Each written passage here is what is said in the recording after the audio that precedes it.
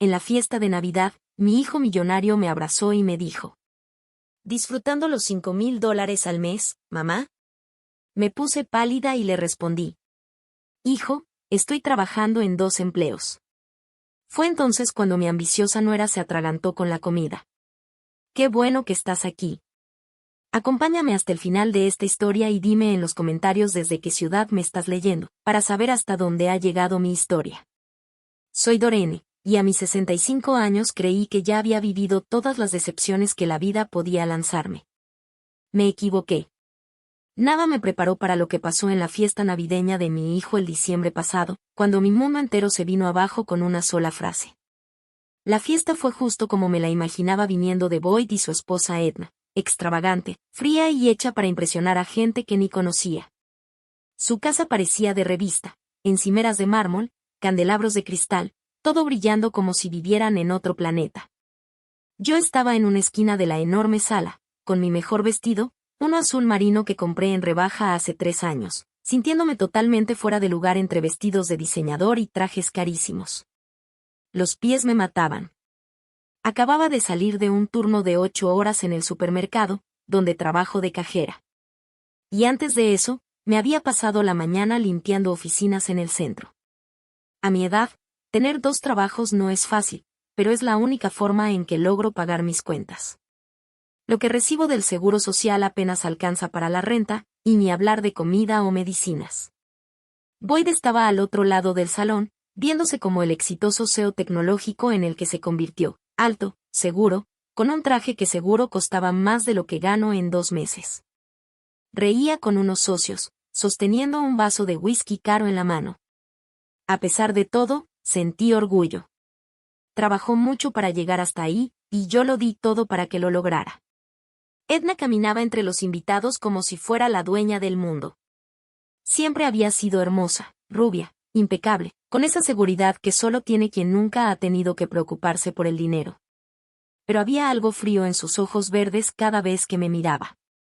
Algo que me hacía sentir chiquita, fuera de lugar, como si estorbara. Estaba a punto de tomar un sándwich de la mesa de bocadillos cuando Boyd se me acercó. Se notaba que ya había tomado unas copas. Tenía las mejillas ligeramente enrojecidas y ese andar demasiado confiado. Mamá dijo, rodeándome con el brazo en un gesto que parecía cariñoso, pero que se sentía planeado. ¿Te ves bien? Muy bien. Gracias, corazón, le respondí, intentando ignorar lo fingida que se veía su sonrisa. ¡Qué bonita fiesta! Tú y Edna se lucieron. Asintió, pero sus ojos tenían esa mirada lejana a la que ya me había acostumbrado con los años. Como si estuviera actuando el papel de buen hijo, sin realmente sentirlo. Me da gusto que hayas venido, agregó. Y entonces su tono cambió. Se volvió ligero, casi burlón. ¿Disfrutando esos $5,000 al mes, mamá? Si te los estás sabiendo gastar, ¿verdad? Sus palabras me cayeron como un golpe. Como si me hubiera empujado frente a todos. Sentí como se me iba la sangre del rostro, y las piernas casi se me doblan. ¿5,000? ¿De qué estás hablando?, susurré, apenas si se me oía entre el murmullo de la fiesta. Boyd frunció el ceño, su expresión pasó de la seguridad relajada a la confusión. El dinero que te mando cada mes.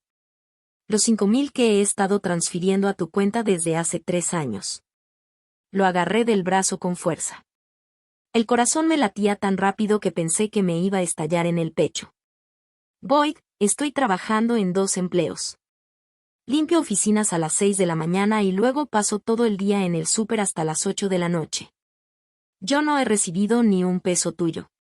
Las risas alrededor parecían hacerse más fuertes, como si me estuvieran aplastando. Boyd se puso completamente pálido. Eso no puede ser. Yo configuré transferencias automáticas. Edna me ayudó a organizar todo. Me dijo que probablemente eras demasiado orgullosa para mencionarlo, pero que sí necesitabas el dinero. Al escuchar su nombre, los dos volteamos al mismo tiempo a ver a Edna. Estaba parada cerca del árbol de Navidad, con un camarón a medio camino de la boca.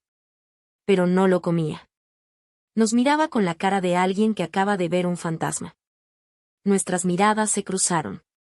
Y en ese instante, lo entendí todo. La culpa, el pánico, ese cálculo desesperado en su rostro, me lo dijeron todo. El color desapareció de su maquillaje perfectamente aplicado. Y entonces empezó a ahogarse. Pero no con el camarón. Se ahogaba con la verdad. Con la certeza de que su secreto acababa de explotar. El marisco se le cayó de la mano mientras se agarraba la garganta, haciendo ruidos horribles al tratar de respirar. Pero yo sabía que no era la comida. Era miedo. Miedo puro y crudo. Boyd corrió a su lado, dándole palmadas en la espalda, preguntando si estaba bien. Pero los ojos de Edna nunca se apartaron de los míos. En esa mirada vi 3 años de mentiras. 3 años de dinero robado. 3 años de verla disfrutar lujos mientras yo me partía el lomo. La habitación me daba vueltas. Los invitados empezaban a notar el alboroto. Alguien preguntó si debían llamar a un doctor. Pero yo solo podía pensar en el pago de la hipoteca que no pude hacer el mes pasado.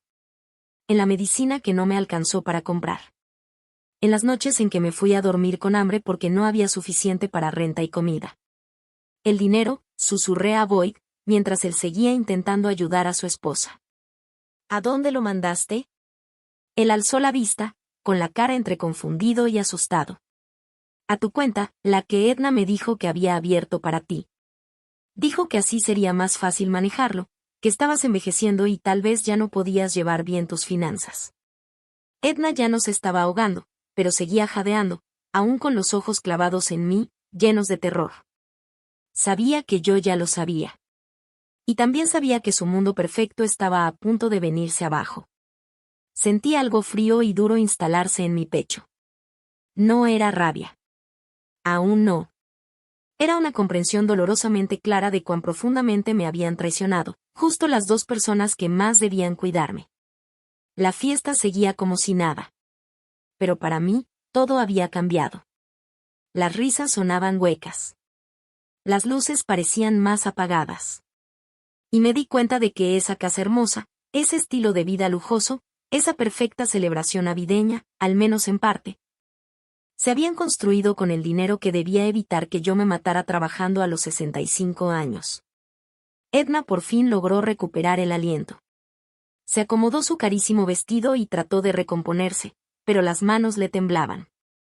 Y cuando me volvió a mirar, vi algo que nunca había visto en sus ojos: miedo. Miedo de mí. Y por primera vez en 3 años de cansancio, sacrificios y silencios, sentí algo distinto a la resignación. Sentí poder. Ahí estaba yo, de pie en esa sala opulenta, mirando cómo el rostro de mi nuera se teñía de culpa y pánico. Y mi mente, como suele hacer en los peores momentos, me llevó de regreso, a cuando Boyd me necesitaba más que a nadie. Es casi cruel cómo funcionan los recuerdos. En tus momentos más oscuros, te recuerdan todo lo que perdiste. Tenía 32 años cuando murió mi esposo, Robert. Un infarto a los 35. Sin aviso. Sin tiempo para prepararme. Un minuto estaba riéndose con los chistes tontos de Boyd, que tenía 5 años. Y al siguiente, ya no estaba. Me quedé sola, con un niño en kinder y una montaña de deudas médicas que el seguro apenas tocó. Esos primeros meses después de la muerte de Robert fueron los más duros de mi vida. Boyd se despertaba llorando por su papá cada noche, y yo lo abrazaba en nuestro pequeño departamento, los dos llorando a nuestra manera. Recuerdo especialmente una noche, cuando me miró con esos grandes ojos cafés, los mismos que hoy me miraban tan distantes, y me preguntó cuándo iba a regresar su papá. Papá no va a volver, mi amor, le susurré, mientras mis lágrimas caían sobre su cabecita. Pero mamá está aquí. Mamá siempre va a estar aquí. Y lo estuve. Estuve ahí para todo. Trabajé en 3 empleos para mantenernos a flote. Limpiaba oficinas antes del amanecer, trabajaba en una cafetería durante el día, y por las noches cosía en casa después de que Boyd se dormía. Mis dedos siempre estaban picoteados e hinchados de tanto usar la aguja. Me dolía la espalda de tanto limpiar. Dormía, si acaso, unas 4 horas por noche. Pero Boyd nunca supo que estábamos pasando por dificultades. Me aseguré de eso. Cuando quiso entrar a la liguita de béisbol, vendí mi anillo de bodas para pagar el uniforme y las cuotas. Cuando necesitó ropa nueva para la escuela, yo usé las mismas 3 mudas de ropa por 2 años para que él pudiera vestirse como los demás niños. Cuando se enfermó, empecé a doblar turnos para poder pagar las consultas médicas, porque no tenía un seguro que pudiera costear. Recuerdo la noche en que Boyd llegó emocionado de la escuela porque iban a ir de excursión al Museo de Ciencias. Para ir, había que entregar una autorización y 25 pesos. Vi ese papel y sentí que se me rompía el corazón. Tenía 12 pesos en la cuenta, y la renta vencía en 3 días. Esa noche, cuando Boyd se durmió, caminé 6 cuadras hasta la casa de empeño. Llevé el collar de mi mamá, la única joya familiar que me quedaba. El prestamista me dio 30 pesos por algo que seguro valía 10 veces más. Pero no discutí. Boyd fue a esa excursión. Nunca supo lo que me costó que pudiera ir. La prepa fue todavía más difícil. Boyd era brillante, realmente brillante. Quería tomar clases avanzadas que pedían libros caros y cuotas de laboratorio. Quería entrar al club de debate, al de computación, al decatlón académico. Cada actividad significaba más dinero que no tenía, y más sacrificios que hice con gusto.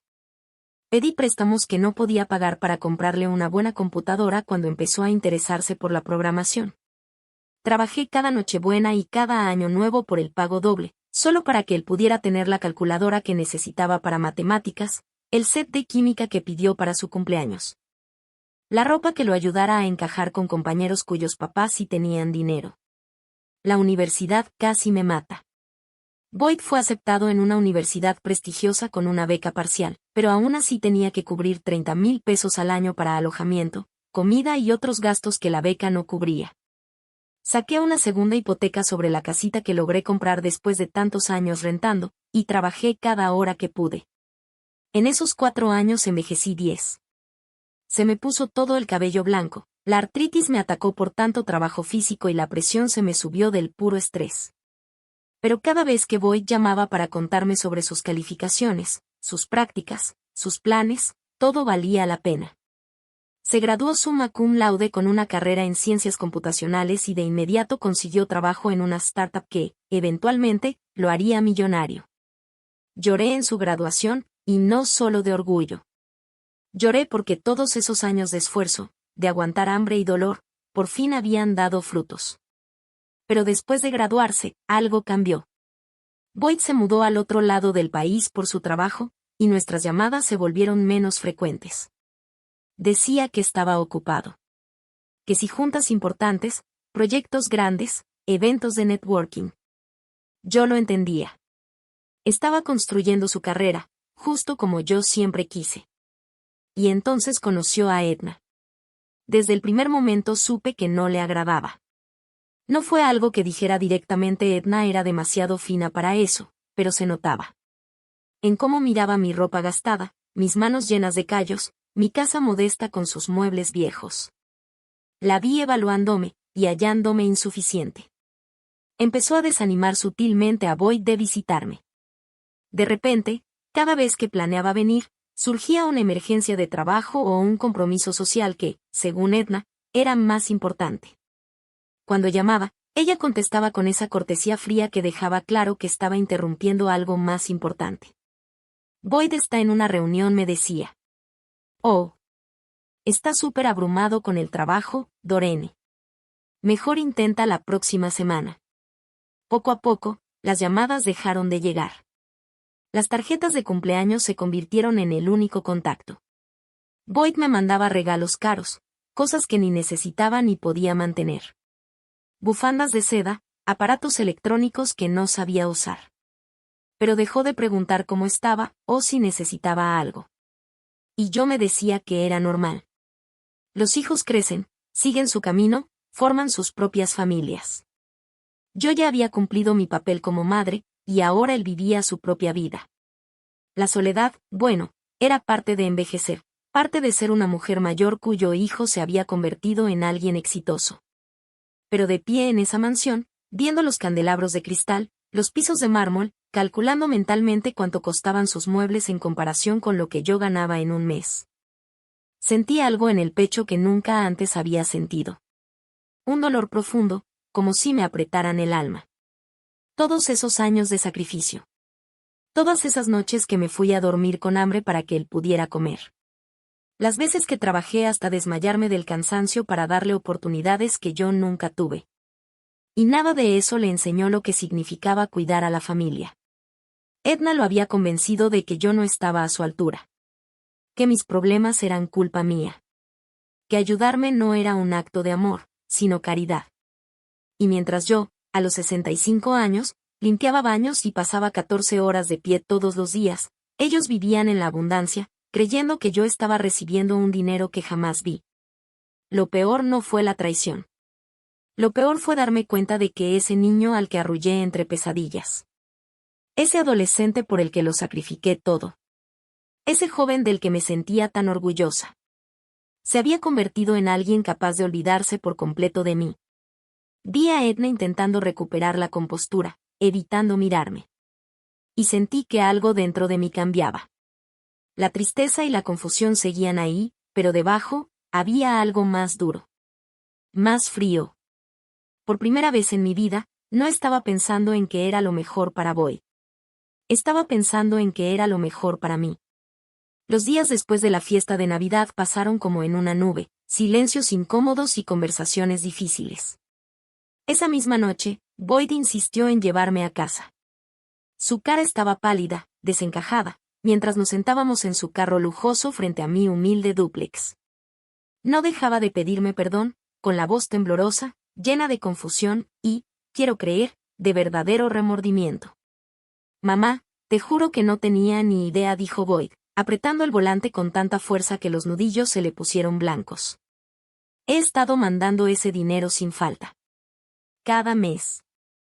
$5,000, directo a la cuenta que Edna abrió. Yo asentí, demasiado cansada y vacía por dentro como para decir algo más. Te creo, mi amor, pero tenemos que averiguar qué pasó con ese dinero. 3 días después, Boyd me llamó y me pidió si podía venir a la casa. Su voz sonaba diferente. Más dura, con una furia contenida que no le había escuchado en años. Cuando llegó a mi puerta, parecía no haber dormido desde la fiesta. Su peinado, siempre perfecto, estaba hecho un desastre, su ropa, arrugada. Y en sus ojos vi algo que no veía desde que era niño, ese brillo vulnerable de cuando corría a buscarme después de hacerse daño. Tenemos que hablar, dijo, sentándose en mi viejo sillón con una carpeta gruesa de papeles en la mano. Puse café para los dos en mis tazas disparejas, las únicas que me quedaban después de haber vendido la mayoría de mis cosas buenas el año pasado para reparar el carro. Boyd extendió los papeles sobre la mesa del centro. Señaló unos estados de cuenta y registros de transferencias con un dedo que le temblaba. Aquí está, dijo, con la voz tensa, llena de rabia contenida. Esta es la cuenta a la que he estado mandando el dinero durante 3 años. Mira el nombre. Me incliné para leer la letra chiquita. La cuenta estaba a mi nombre, Dorene Elizabeth Crawford. Pero había algo raro en la dirección. En lugar de mi dúplex en la calle Maple, aparecía una dirección que no reconocía. Esa no es mi dirección, dije despacio. Nunca había visto esta cuenta en mi vida. La mandíbula de Boyd se apretó. Esa dirección pertenece a un lugar de renta de buzones, en el centro. Edna ha estado interceptando todos los estados de cuenta. Me dijo que te estaba ayudando con tus finanzas porque estabas envejeciendo, y tal vez ya no podías llevar bien las cuentas. Sus palabras me pegaron como una cachetada. Dijo que me estaba volviendo senil. No con esas palabras exactamente, pero Boyd se pasó las manos por el cabello con frustración. Dios, mamá, qué imbécil fui. Ella lo hacía sonar como si te estuviera protegiendo. Me decía que eras muy orgullosa, que te daría pena pedir ayuda. Que era mejor si yo manejaba todo a través de ella. Me quedé viendo los estados de cuenta, con los ojos nublados por las lágrimas. Mes tras mes, ahí estaban, los depósitos de $5,000 en esa cuenta falsa. Pero los movimientos bancarios contaban otra historia completamente distinta. El dinero no se estaba ahorrando ni administrando con cuidado. Se lo gastaban. A veces en cuestión de días. ¿En qué se lo ha estado gastando?, pregunté, aunque no estaba segura de querer saber la respuesta. Boyd sacó otro montón de papeles, estados de cuenta de tarjetas de crédito, recibos que, por lo visto, había juntado de su propia casa. Tratamientos de spa, ropa de diseñador, viajes con sus amigas a regiones vinícolas, la membresía carísima del gimnasio al que tenía que ir, el entrenador personal, las uñas semanales, compras compulsivas. Mientras se leía la lista, empecé a sentir como si me desconectara de todo. Una especie de frialdad, como si eso no me estuviera pasando a mí. Mientras yo me saltaba comidas para poder pagar mis medicamentos para la artritis, Edna se hacía faciales de 100 pesos. Mientras yo usaba el mismo abrigo de invierno desde hace 8 años, ella se compraba bolsas de diseñador. Mientras yo me desvelaba preocupada por cómo iba a pagar la renta, ella vivía a todo lujo con el dinero de mi hijo. Dinero que era para mí. Hay más, dijo Boyd en voz baja. Y el tono en el que lo dijo me apretó el estómago. Encontré correos, mensajes entre Edna y su hermana, entre sus amigas. Estuvo presumiendo lo que hacía. Me entregó copias impresas de varios correos. Y conforme los iba leyendo, sentí como algo frío y duro se cristalizaba dentro de mí. Uno decía: deberías ver lo fácil que es manipular la culpa que Boyd siente por su mamá. Solo le menciono que está pasándola mal, y enseguida quiere mandarme dinero para ayudar, punto. Y otro: obvio me aseguro de que ese dinero se use en lo que realmente importa, mantener nuestro estilo de vida. Su mamá se las arregla sola perfectamente. Es más dura de lo que él cree. Ese correo ya era cruel, pero el siguiente fue peor. La vieja de verdad cree que Boyd ya no se preocupa por ella. Es perfecto. Es demasiado orgullosa para pedir ayuda directamente. Y Boyd siente que cumple con su deber al mandarle dinero. Mientras tanto, yo disfruto los beneficios sin tener que lidiar con una suegra necesitada pidiéndome favores todo el tiempo. Pero el correo que me rompió el corazón fue el más reciente, enviado apenas 2 semanas antes de la fiesta de Navidad. Boyd no deja de hablar de invitar a su mamá en Navidad. No soporto la idea de tenerla en mi casa, juzgándolo todo, haciéndolo sentir culpable por nuestro éxito. Tal vez ya es hora de cortar las transferencias.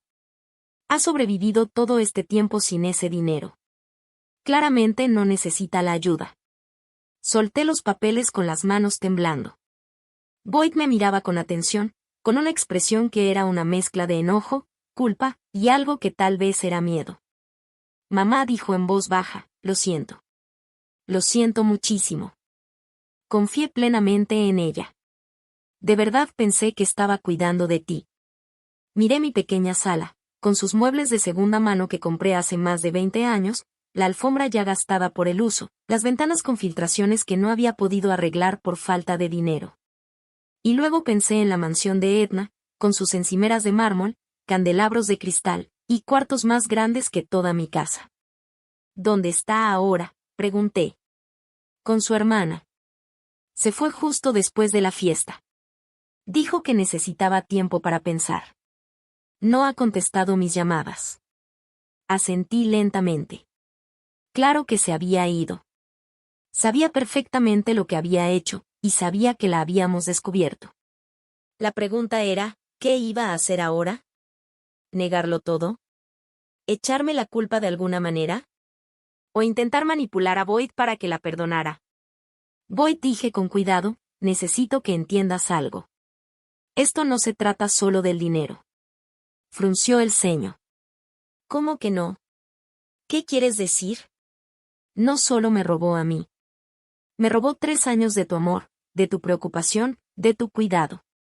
Tú pensabas que me estabas ayudando, así que dejaste de preocuparte por cómo estaba.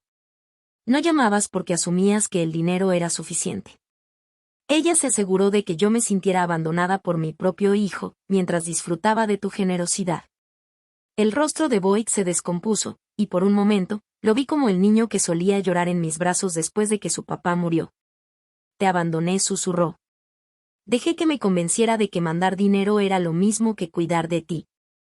No lo sabías, respondí. Pero incluso mientras decía esas palabras, sentí todo el peso de esos años en soledad. Todas esas noches preguntándome por qué mi hijo no llamaba, no venía, no parecía preocuparse por si yo estaba bien, o si podía con todo. Debí saberlo, dijo Boyd con fuerza. Debí visitarte más. Llamarte más. Estar más pendiente. Debí darme cuenta de que tú te estabas matando trabajando, mientras mi esposa vivía como reina. Nos quedamos en silencio un largo rato, los dos procesando la magnitud de la traición de Edna. Finalmente, Boyd habló otra vez. ¿Qué quieres que haga, mamá? La dejo si es necesario. Me aseguro de que te devuelvan hasta el último centavo, con intereses.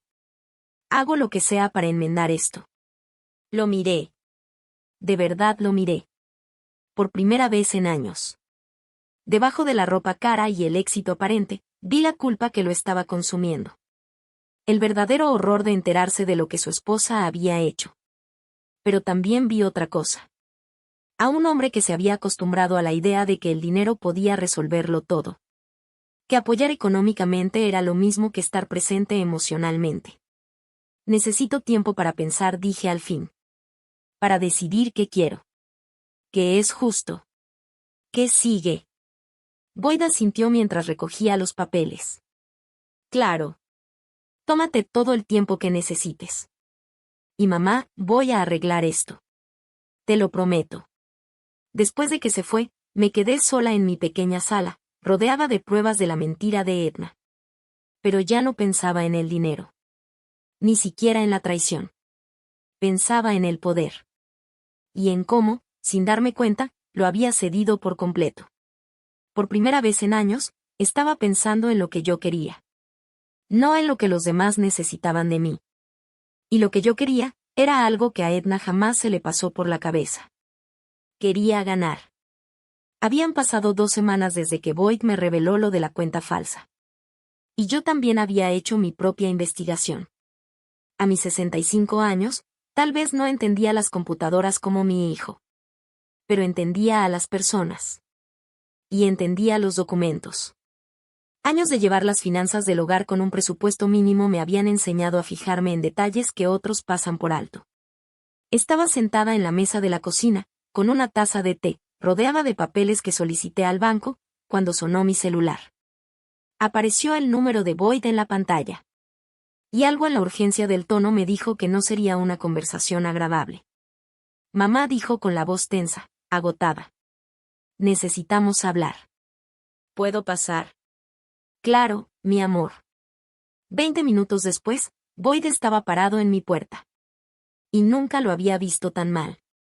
Tenía la cara demacrada, la ropa arrugada, y en su postura había algo derrotado, algo que me recordó al día en que su padre murió.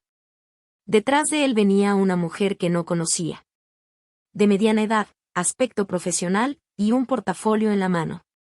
Mamá, dijo Boyd, con voz apagada, sin emoción, ella es Patricia Williams. Es contadora forense.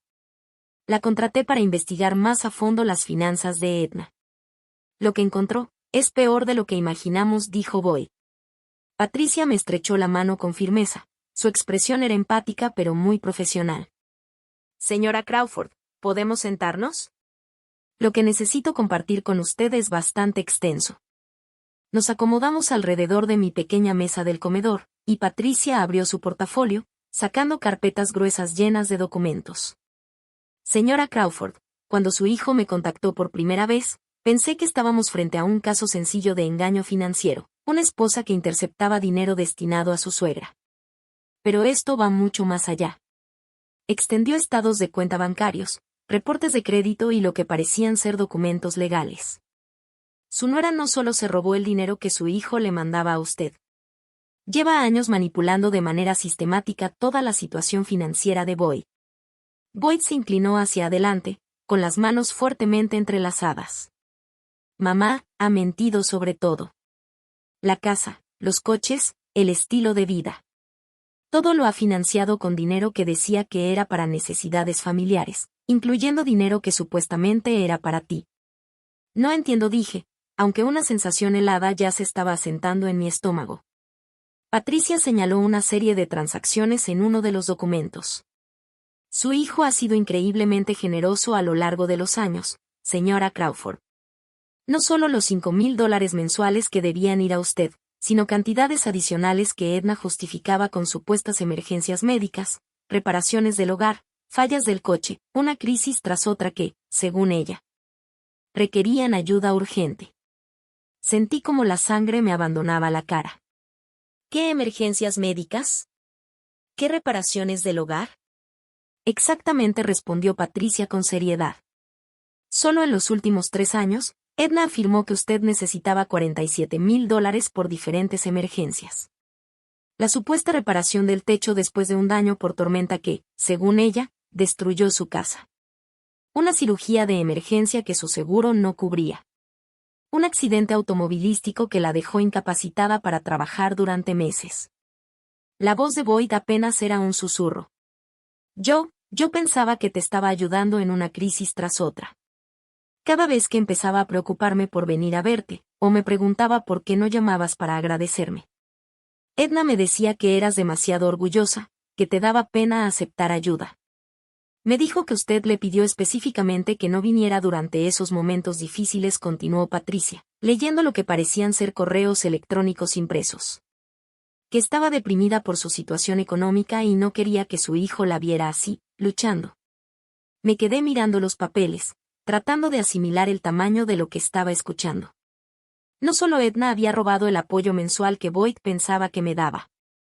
También había inventado emergencias, fabricado crisis falsas, todo para sacarle aún más dinero mientras se aseguraba de mantenerlo alejado de mí. ¿Cuánto?, pregunté en voz baja. Patricia revisó sus notas. Incluyendo los pagos mensuales y los fondos por emergencias, aproximadamente $230,000 en 3 años. El número quedó suspendido en el aire, como si tuviera peso físico. $230,000. Más dinero del que había ganado en los últimos 6 años juntos. Dinero que me habría permitido retirarme, vivir tranquila, dejar de tener 2 trabajos a una edad en la que ya debería estar disfrutando mi vejez. Pero hay más, dijo Patricia. Y no estaba segura de poder soportar más revelaciones. Señora Crawford, continuó con cautela, ¿está familiarizada con la propiedad de la familia de su difunto esposo? El terreno que el abuelo de él le heredó. Fruncí el ceño. ¿Se refiere al terreno viejo allá en el norte? Robert lo heredó de su abuelo, pero nunca hicimos nada con él. Solo era monte, árboles y un arroyo. Después de que Robert murió, no pude seguir pagando los impuestos, así que asumí que lo habían embargado y vendido hace años. Boyd y Patricia intercambiaron una mirada que me hizo un nudo en el estómago. Señora Crawford, dijo Patricia con tono grave, esa propiedad nunca fue vendida por falta de pago. Su nuera ha estado pagando los impuestos desde hace 3 años. También mandó hacer un estudio topográfico y una evaluación ambiental del terreno. ¿Por qué haría eso?, pregunté, aunque algo en mis entrañas ya sabía que la respuesta no iba a ser buena. Porque el Estado tiene planeado construir una nueva autopista, y ese terreno está justo en la ruta del desarrollo. El gobierno va a expropiarlo mediante dominio eminente. Y la compensación estimada está entre 12 y 18 millones de dólares. La habitación empezó a dar vueltas. Me agarré del borde de la mesa, tratando de procesar lo que estaba escuchando. ¿Me estás diciendo que ese terreno vale más de $1 millón? Sí, señora, respondió Patricia. Y legalmente, como viuda de su esposo, usted es la dueña legítima. Pero Edna ha estado maniobrando para quedarse con la propiedad, argumentando que ha pagado los impuestos y que la ha estado manteniendo. El rostro de Boyd estaba tan pálido como una hoja de papel. Ella planeó todo esto desde hace años, mamá. Todo ese tiempo en que te robaba, te hacía batallar, me alejaba de ti. Se estaba preparando para quedarse también con tu herencia. Pensé en todas las veces que me pregunté qué habría pasado con ese terreno viejo, en toda la culpa que sentí por haberlo dejado perder. Robert amaba ese lugar. Su abuelo lo había limpiado con sus propias manos, había construido una cabañita ahí que ya se había caído hace tiempo. Siempre quise ir a verlo, ver si aún quedaba algo. Pero nunca tuve el dinero ni el tiempo para hacer ese viaje. Ella ha estado yendo, dijo Patricia. Mantuvo el camino de acceso, quitó la maleza, incluso mandó hacer un estudio de los cimientos viejos. Ha creado un rastro documental que la hace parecer como si fuera la cuidadora del terreno desde hace años. ¿Y de verdad puede quitármelo?, pregunté, sintiendo que el aire se me iba. No, si actuamos rápido, respondió Patricia. Pero ha sido muy astuta al generar documentos que podrían respaldar un reclamo por prescripción adquisitiva. Si esto hubiera continuado por más tiempo, habría podido iniciar una demanda para apropiarse legalmente del terreno. Me recosté en la silla, abrumada por el nivel de engaño de Edna. Esto ya no se trataba solo de robar dinero o sabotear mi relación con mi hijo. Estaba planeando, paso a paso, quitarme el único legado real que Robert me había dejado. Hay una cosa más, dijo Patricia, y su tono fue aún más delicado. Señora Crawford, encontramos evidencia de que Edna ha estado investigando su seguro médico, su historial clínico, su esperanza de vida. Boyd hizo un sonido como si le hubieran dado un golpe en el estómago. ¿Qué clase de investigación? Del tipo que se hace cuando alguien está planeando temas de herencia futura, respondió Patricia con mucha cautela. La implicación me golpeó como una ráfaga de aire helado. Edna no solo me había estado robando, ni solo planeaba quitarme la propiedad. Había estado calculando cuánto tiempo más podría vivir, planeando lo que podría reclamar después de que yo ya no estuviera. Miré a mi hijo, ese hombre exitoso que pensaba que estaba cuidando de su madre mientras su esposa me destruía sistemáticamente. Su rostro estaba marcado por la tristeza, la rabia y algo que parecía horror ante su propia ceguera. Hijo, dije en voz baja, necesito que entiendas algo. Esto no fue tu culpa. Él intentó protestar, pero levanté la mano para detenerlo. Tu esposa es una depredadora. Te identificó como alguien con dinero y un corazón generoso, y explotó eso. Me vio a mí como alguien con bienes pero sin protección, y también me explotó. Esto fue un plan a largo plazo, ejecutado con una paciencia y astucia impresionantes. Pero yo debí darme cuenta, dijo Boyd, con la voz quebrada.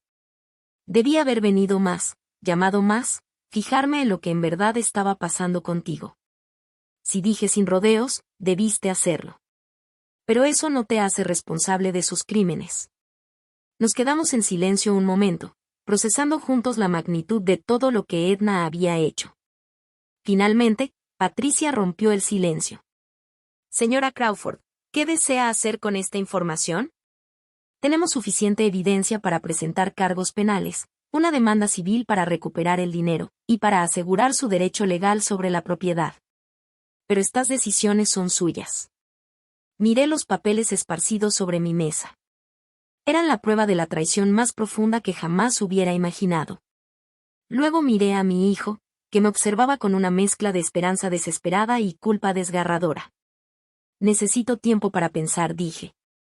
Pero Patricia, quiero que hagas todo lo necesario para asegurar mi derecho legal sobre esa propiedad, hoy mismo, si es posible. Por supuesto, respondió ella con un leve asentimiento. Después de que se fueron, caminé por mi pequeña casa, viéndola con otros ojos. Esto ya no era solo mi hogar humilde. Cada mueble desgastado, cada electrodoméstico viejo, cada señal de mis años de lucha era una prueba viviente de que tan lejos había llegado Edna con su crueldad. Pero yo ya no iba a ser víctima. Por primera vez en años, tenía poder. Y pensaba usarlo.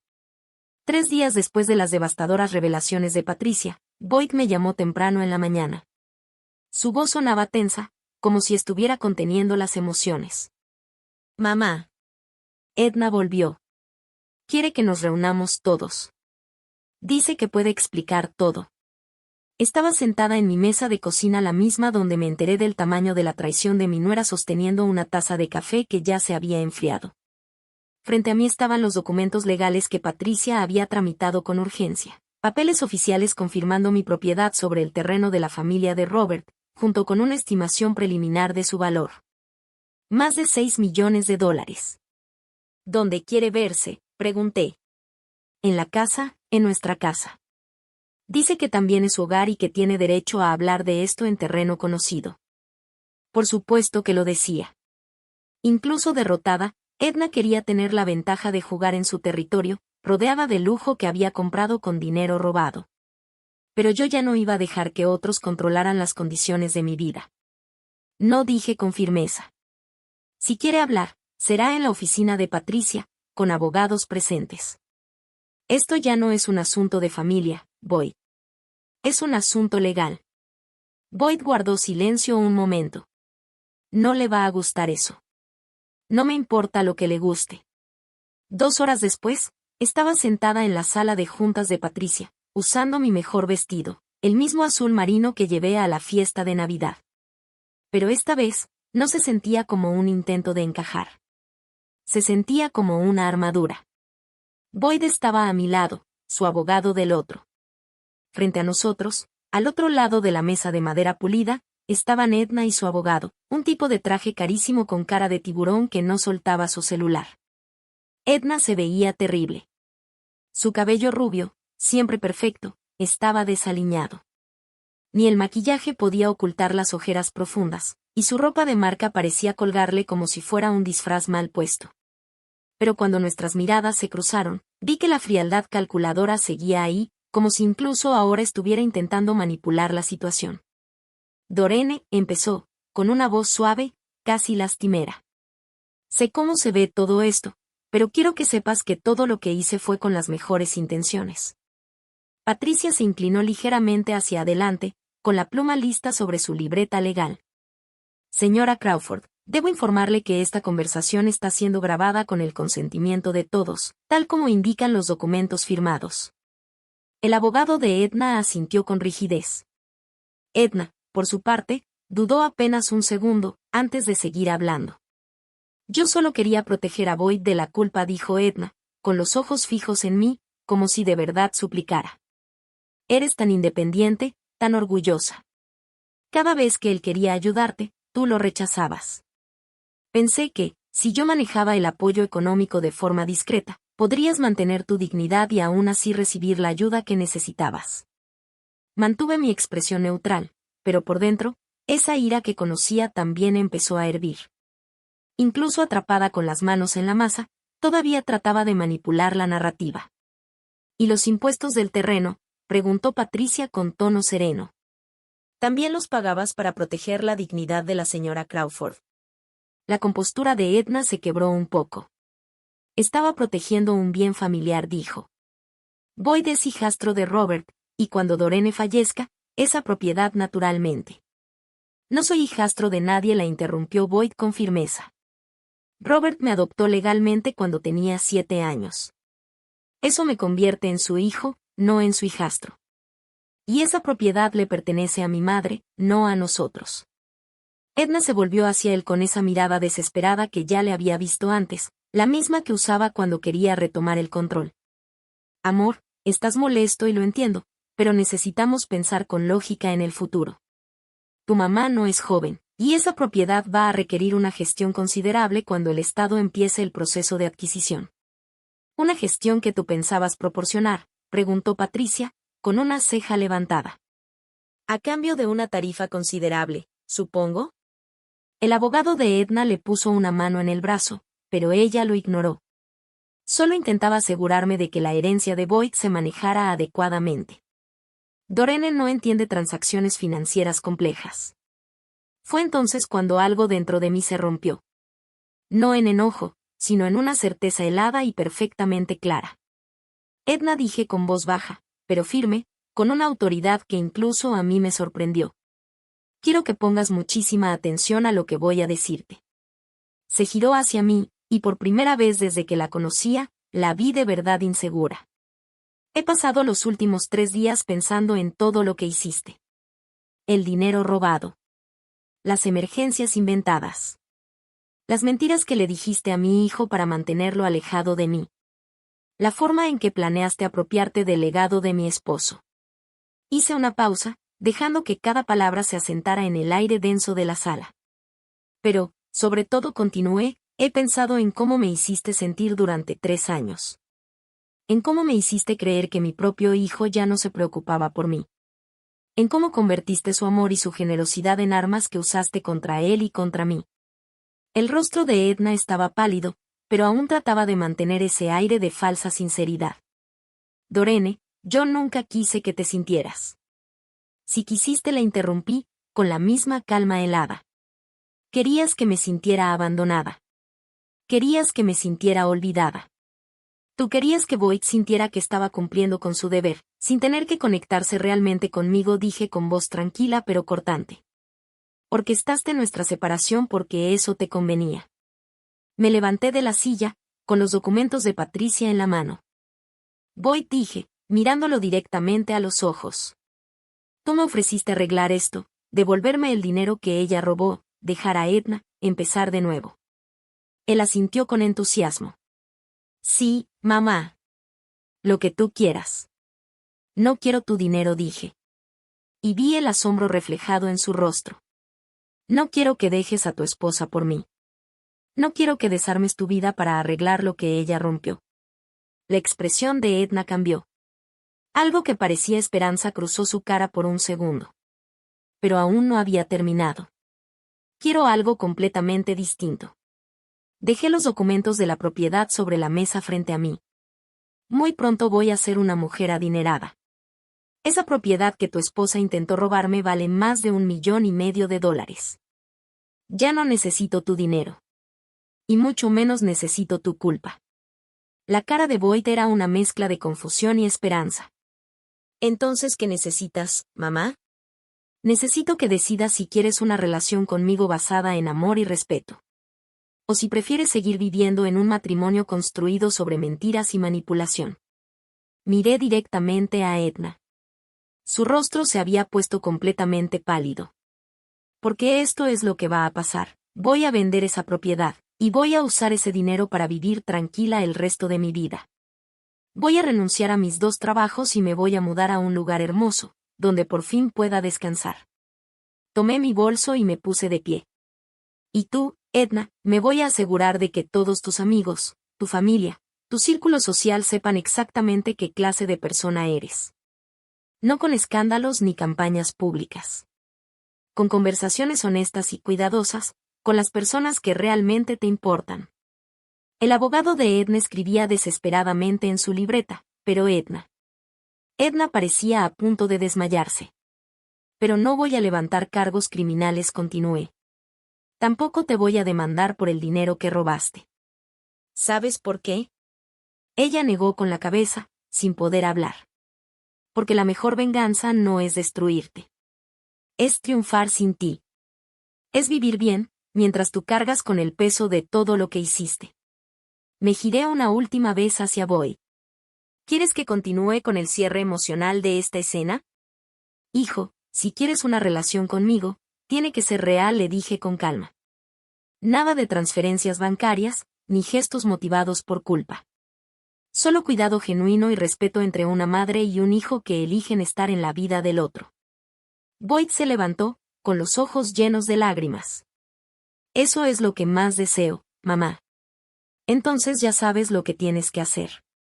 Salí de esa sala de juntas sintiéndome más ligera de lo que me había sentido en años. Detrás de mí, aún se escuchaba la voz de Edna, aguda y desesperada, intentando convencer a Boyd de que yo estaba exagerando, de que ella podía cambiar, de que su matrimonio valía la pena. Pero no volteé a ver qué decisión tomaría él. Por primera vez en mi vida adulta, estaba caminando hacia mi propio futuro, en vez de intentar arreglar los problemas de alguien más. Y se sintió como libertad. 18 meses después, estaba sentada en la terraza envolvente de mi nueva casa en Asheville, Carolina del Norte, viendo cómo la neblina de la mañana se elevaba sobre las montañas Blue Ridge. La casa no era enorme. Había aprendido que la felicidad no depende del número de metros cuadrados. Pero era mía, pagada en su totalidad con el dinero de la propiedad familiar de Robert.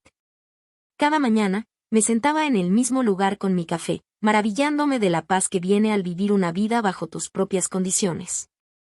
El Estado había comprado el terreno por $1.7 millones, más de lo que Patricia había estimado. Después de impuestos y honorarios legales, me quedó suficiente para comprar la casa, establecer un fondo de retiro cómodo, y aún tener dinero para una vida que nunca imaginé. Mi teléfono vibró en la mesa a mi lado. Un mensaje de Boyd. Habíamos creado una rutina en el último año, hablábamos seguido, de forma natural, sin culpa, sin obligación, sin silencios incómodos. Buenos días, mamá. Espero que estés disfrutando el clima hermoso. Sara y yo vamos para allá este fin de semana. ¿Te gustaría cenar con nosotros? Sara. La nueva novia de Boyd. Una mujer amable que trabajaba como enfermera y me trataba como una persona, no como una carga. Nada que ver con Edna. Donde Edna era fría, Sara era cálida. Donde Edna era calculadora, Sara era genuina. La primera vez que Boyd me la presentó, la observé con cuidado, buscando señales del mismo encanto manipulador que había engañado a mi hijo antes. En lugar de eso, encontré a una mujer que escuchaba cuando yo hablaba, que preguntaba sobre mi vida con verdadero interés, que me ayudaba con los platos no para quedar bien, sino porque así era ella. Le contesté.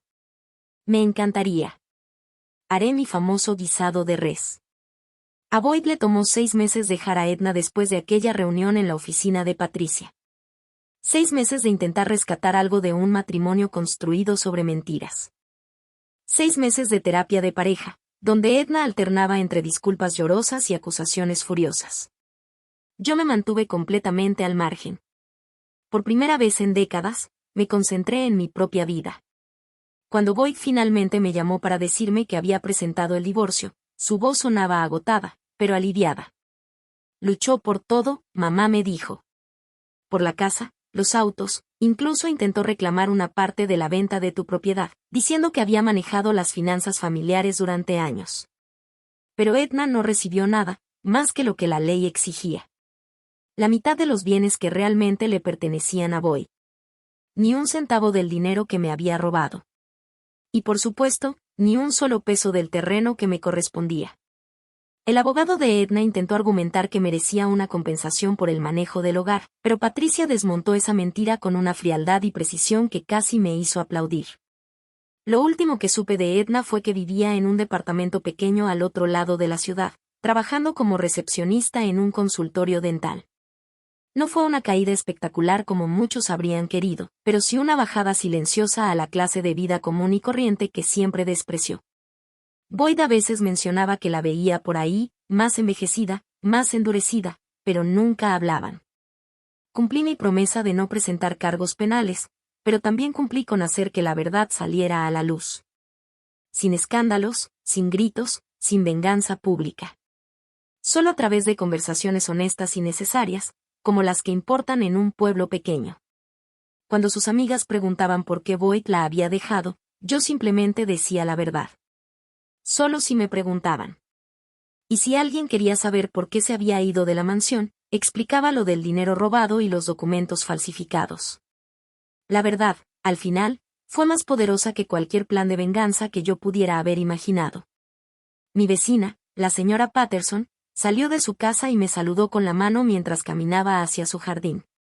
Tenía 82 años, también era viuda como yo, y durante el último año se había convertido en el tipo de amiga que nunca tuve tiempo de tener mientras trabajaba 2 empleos y vivía al día. Compartíamos recetas, veíamos películas viejas, y a veces simplemente nos sentábamos en nuestros respectivos porches, en un silencio cómodo y reconfortante.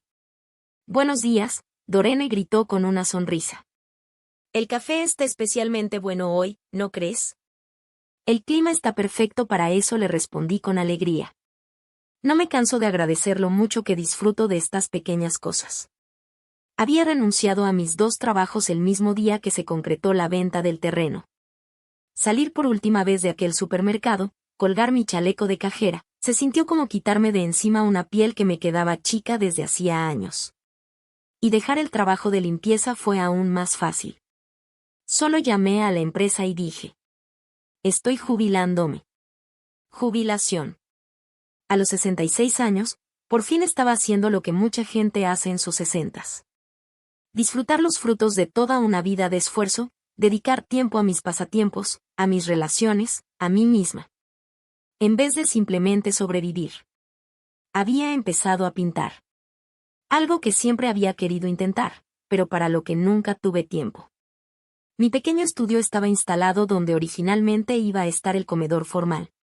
Con el caballete justo en el ángulo perfecto para atrapar la luz de las montañas. No era particularmente buena, pero ese no era el punto. El punto era tener el tiempo de ser mala en algo nuevo. El tiempo de mejorar poco a poco. El tiempo de crear algo solo por el gusto de crear. Mi teléfono sonó, interrumpiendo la paz de esa mañana. El nombre de Patricia apareció en la pantalla. Buenos días, Patricia, contesté. Por favor, dime que no es sobre más problemas legales. Su risa fue cálida. Nada de eso, Dorene. Te llamo con buenas noticias. ¿Recuerdas la demanda colectiva contra la empresa de manejo financiero que Edna usó para esconder tu dinero? Claro que sí. Aceptaron llegar a un acuerdo. No es una cantidad enorme, unos 12,000 pesos para ti. Pero es algo. Y más importante aún, la empresa aceptó implementar nuevas medidas de seguridad para evitar este tipo de fraude en el futuro. $12,000 no iban a cambiar mi vida. Pero saber que otras familias podrían evitar lo que yo viví. Se sentía como una victoria diferente. Es una noticia maravillosa, dije con sinceridad. Y hay algo más, continuó Patricia. Una organización de asistencia legal me contactó. Han estado viendo más casos como el tuyo. Parejas de hijos adultos manipulando las finanzas familiares. Aislando a padres mayores, cosas por el estilo. Quieren hablar contigo sobre la posibilidad de compartir tu historia. Y tal vez ayudar a desarrollar recursos para otras familias. Me quedé pensándolo. Hace un año, la sola idea de exponer mi dolor me habría aterrado. Pero ahora, con la seguridad de mi independencia financiera.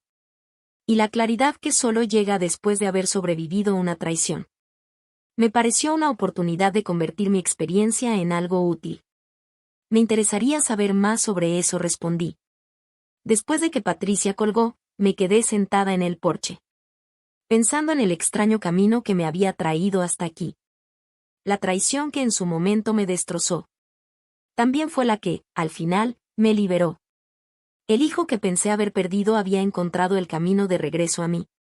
No por culpa ni por compromiso, sino por una elección genuina. El dinero que nunca supe que tenía no solo me dio seguridad financiera, sino también el poder de decidir cómo quería vivir mi vida. El carro de Boyd entró a mi cochera justo cuando estaba terminando mi segunda taza de café. Venía solo. Sara seguramente se había quedado atendiendo asuntos del hospital. Caminó hacia mí con ese paso ligero de quien se ha quitado un peso de encima. Buenos días, mamá, dijo, sentándose en la silla junto a la mía. Sara te manda una disculpa. La llamaron de urgencia al hospital. Pero promete compensártelo el próximo fin de semana. No tiene nada que compensar, le respondí.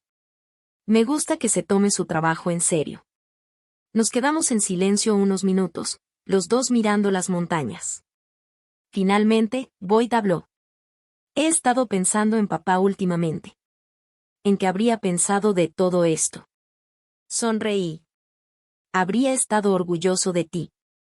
De cómo enfrentaste todo una vez que supiste la verdad. Y le habría encantado saber que la tierra de su abuelo al fin pudo mantener a su familia. Como ese viejo siempre soñó. ¿Crees que él habría visto a través de Edna antes que yo? Era una pregunta que Boyd me había hecho de diferentes formas durante el último año. Entendía bien la culpa que lo impulsaba. Pero también había aprendido algo sobre el perdón. No el que das a los demás, sino el que te das a ti mismo. Tu padre era un buen hombre, pero no era un mago, mi amor.